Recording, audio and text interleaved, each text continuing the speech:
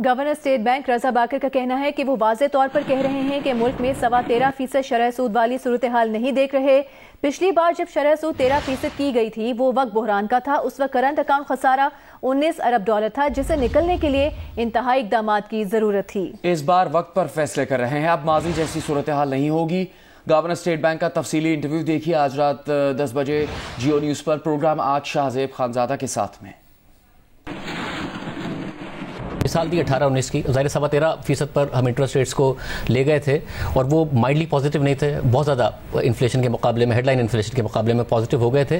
तो उसका नतीजा ये निकला कि इकोनॉमी मुकम्मल तौर पर हमें नज़र आया कि ग्रोथ और एक्टिविटी कम हो गई थी, 1.9% पर रह गई थी 5.6% से। Industry, large scale manufacturing negative हो गई थी। तो क्या हम उसी तरफ जा रहे हैं? अगर हमने इंपोर्ट्स कर्टेल करनी है कि हमारी जो इंडस्ट्री है, हमें सिर्फ और सिर्फ जो ग्रोथ मिल रही हो वो शायद एग्रीकल्चर से मिल रही हो, इंडस्ट्री बुरी तरह सफ़र करना शुरू हो जाए।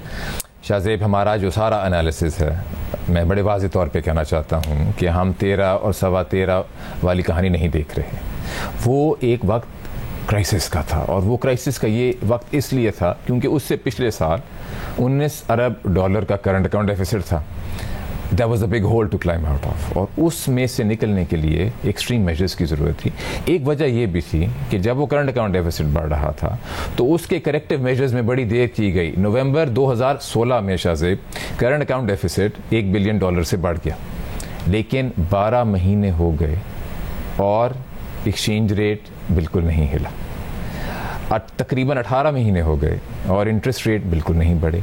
तो प्रोएक्टिव क्योंकि रिस्पांस नहीं था, इसकी वजह से डेफिसिट बहुत बढ़ गया। जब करेक्टिव एक्शन लेने पड़े, जब आपने देर की, तो फिर जो करेक्टिव एक्शन लेना पड़ता है वो ज़्यादा लेना पड़ता है। इसीलिए जो पॉलिसी रेट है वो 13% तक गया। इस दफ़ा क्योंकि हम टाइमली बेसिस पे और प्रोएक्टिवली मेजर्स ले रहे हैं, हम 13 और 13.25 वाली कहानी नहीं देख रहे।